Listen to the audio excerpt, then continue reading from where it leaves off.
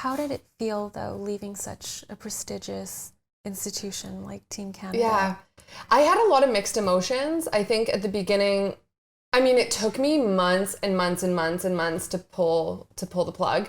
Mm-hmm. Because it's something that you've dreamt about your whole life. I think from a young girl, I always wanted to be on Team Canada. I wanted to go to the Olympics, and I was getting really close. I was in the place where I was on the right track. And to walk away from that is extremely frightening. And I think I left a little piece of me in Milton, that like young Tegan who was like dreaming of doing that. But I also had this confidence that it was going to be okay. I knew that if I really loved cycling, that it would work out and I would find a discipline that fulfilled me, because I just knew deep down that I wasn't fulfilled, and I just wasn't willing to jeopardize my mental health for, 3 more years until the Olympics. Right. Mm-hmm. Where do you think that confidence comes from?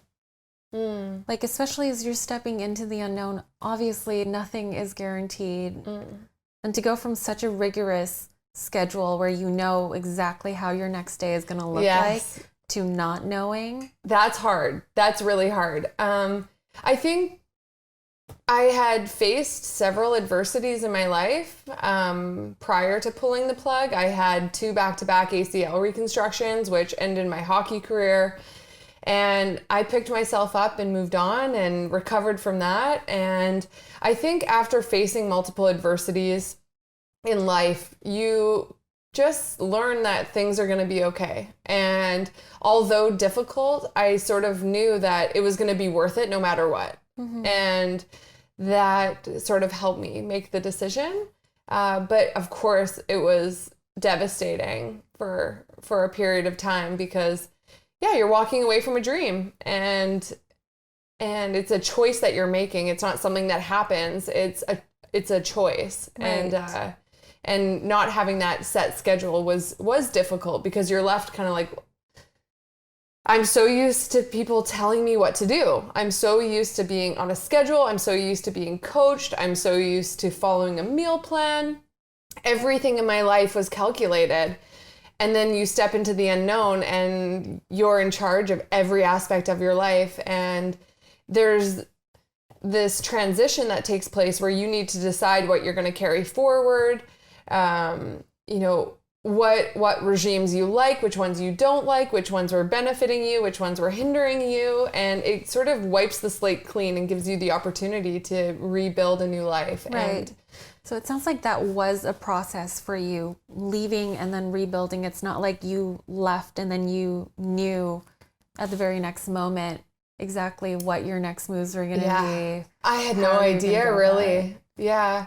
I felt like I had put a few pieces together just so I had something, but I had no idea what the team in the States would be like. I had no idea what it was going to be like moving again to a new city. I had chosen Vancouver because I always wanted to live here. I grew up in Kelowna and I always wanted to be in Vancouver. So I drove across the country. I landed in Kelowna.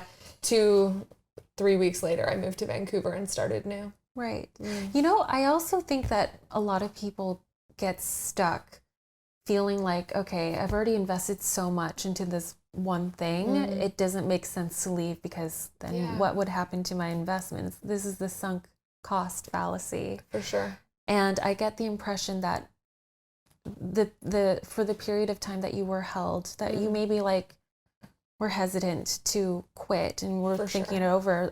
I'm sure that was something that because you're so close and you've put so much work into something. But no matter what, I think whenever you're dedicating that amount of time and that amount of energy and you invest so much into something, no matter what, that's going to stay with you.